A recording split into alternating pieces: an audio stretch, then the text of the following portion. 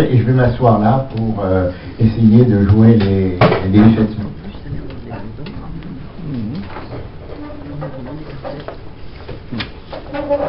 Je vais parler debout. Vous me dites si au point de vue micro et haut-parleur c'est correct, sinon je pourrais parler directement en forçant un peu la voix. Je voulais remercier bien entendu pour commencer Jean Marmande qui a organisé cette réunion et également tous ceux qui ont pu participer, qui participent à bon déroulement de cette réunion. Et puis je voudrais vous remercier d'être venus parce que je pense que c'est important qu'on ait ce genre d'échange. J'espère pouvoir vous apporter quelques informations, quelques idées nouvelles sur des événements qui nous ont marqués pour la vie, bien entendu. Alors, oui, on va mettre ça en marche, mais je vais pouvoir commencer. Oui, c'est bon. C'est bon là, mais c'est pas encore bon sur le... Bon. Alors, je vais parler un peu du général Zeller. Mon père, et je pourrais dire notre père, puisque mon frère aîné est présent. Donc, je ne vais pas pouvoir me l'annexer complètement. Noir écho de l'alimentation de votre langue. Ben, je crois qu'il faut... Non, il faut la remettre, elle doit être en économie, là, il faut la remettre.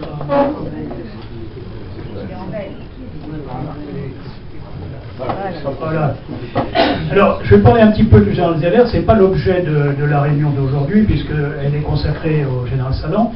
Mais je pense que c'est intéressant de voir comment deux généraux de l'armée de terre, général Zeller et Salan, se sont retrouvés en avril 61 ensemble pour faire quelque chose qui est absolument inédit dans l'histoire de France, ce qu'on va appeler un putsch, qui n'est pas un putsch, qui est une révolte, qui est un coup, pas un coup d'État, qui malheureusement, je me permets de dire malheureusement, n'a pas réussi. C'est assez intéressant, et bon, il y a deux autres généraux aussi qui ont participé, qui sont d'une génération un petit peu ultérieure. Les généraux Schall et Joux, qui eux étaient des généraux de l'armée de l'air. Les deux premiers étant mon père né en 1898, 1er janvier, et le général Schall né le 10 juin 1899. Salan. Général Salan. Oui, excusez-moi, je suis avec ces quatre généraux. Étant donc des officiers de l'armée de terre, mais assez différents, l'un étant artilleur métropolitain, Zeller, et l'autre est... Bon, écoutez, je vais parler sans cet engin. Vous me dites si vous entendez correctement. Oui. Bon, je ne sais pas si je tiendrai une heure comme ça, ou c'est peut-être trop long d'ailleurs. Étant de l'infanterie coloniale Salan. Voilà, écoutez, donc, si vous voulez bien passer la photo suivante. Il n'y a pas de commande à distance. Non, je suis désolé, j'ai pas de... Je suis venu sans commande à distance. Vous êtes sur les petites flèches, non, oui. Ça ne suffit pas? Oui, c'est bon. Oui, normalement, oui. Bon. Je me redemande. Ces engins, c'est quand même assez terrible. Voilà. Alors là, on va passer très rapidement sur la vie du général Zeller. Il faut se souvenir que les généraux, avant d'être généraux, ils sont aspirants, sous-lieutenants, etc. On a tendance à l'oublier. Or, ça les marque profondément. En plus, s'ils ont commencé par la guerre de 1914, évidemment, ça les marque, à tel point que le général Salan, d'ailleurs, a demandé que sur sa tombe à Vichy figure soldat de la Grande Guerre avec le casque à Drian. Donc, vous voyez donc le jeune aspirant, vous voyez le sous-lieutenant en Syrie, lieutenant, à Metz, ensuite vous le voyez capitaine à Mailly. À cette époque-là d'ailleurs, un petit peu avant, il était nommé au 19e corps à Alger.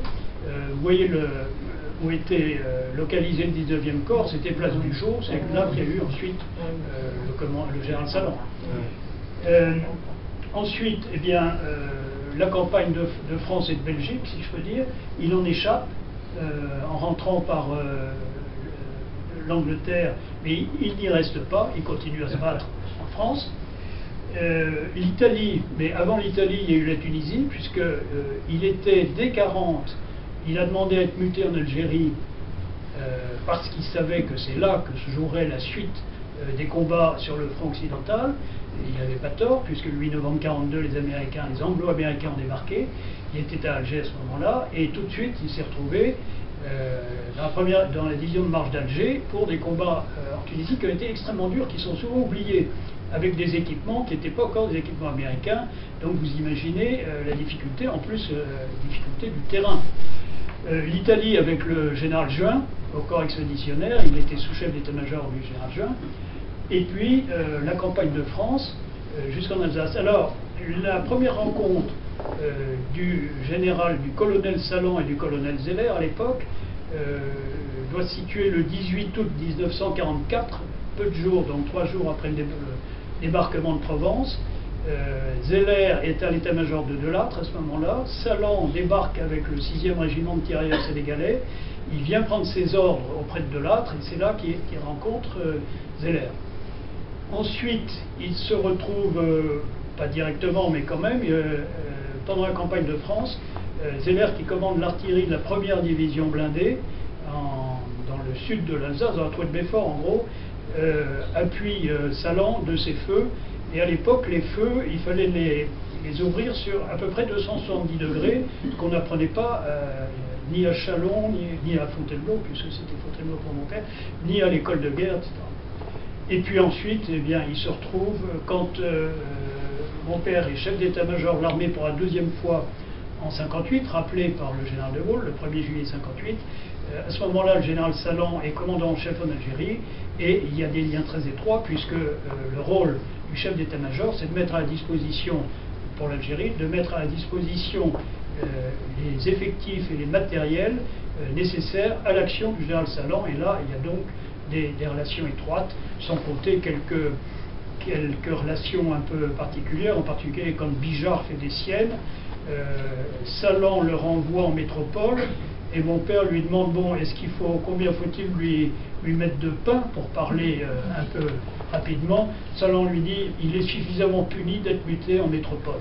Ceci étant, Bijard reviendra très vite en Algérie. Il écrit d'ailleurs une lettre de supplication à Salan pour qu'il lui donne un commandement de nouveau en Algérie. Voilà, et puis ensuite, le 22 avril 61. Alors, je n'insiste pas plus sur la carrière d'André Zeller. Il n'était ni polytechnicien ni saint-cyrien. Il préparait Polytechnique en 1915 à Stanislas. Quand il s'est engagé, il avait 17 ans et 5 mois. Et à la fin de la guerre, il a eu la possibilité, avec son frère aîné, de repréparer Polytechnique. Et ils l'ont préparé assez mollement, tellement mollement qu'ils n'ont pas été reçus et qui sont restés tous les deux dans l'armée sans être donc, comme je le disais, polytechniciens ou saint-cyrien. Ça ne les empêchera pas d'arriver au plus haut grade de généraux d'armée tous les deux. Alors sur le livre juste, il y en a quelques exemplaires aussi pour ceux qui ne l'ont pas encore lu, parce que je pense qu'il y en a quelques-uns qui l'ont déjà lu. Le livre, ce sont ces carnets de prison. Et on découvre une personnalité, nous-mêmes nous avons découvert énormément de facettes de la personnalité de notre père, là, je dis notre, en présence de mon frère, et oui, on peut en passer comme vous voulez. Et c'est particulièrement intéressant pour la préparation du putsch, pour les relations qu'il y a entre les prisonniers à Tulle, pour les caractères, les personnalités qui sont décrites, Chasles, Saint-Marc, le général Faure, etc. Et puis, on s'aperçoit de quelqu'un qui n'est pas classé, si vous voulez, Zeller, c'était le seul des 4 qui était en gros sociologiquement de droite, mais politiquement patriote. Hein, ça veut dire ni droite ni gauche, ça veut dire patriote, comme les autres, à mon avis d'ailleurs, qui avaient des origines différentes.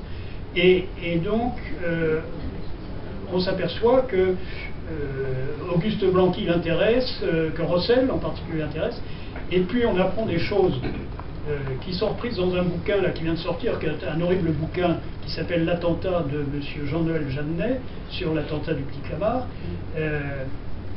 On s'aperçoit que Zeller a des contacts avec Bastien Thierry, donc avant avril 61, dès 1960.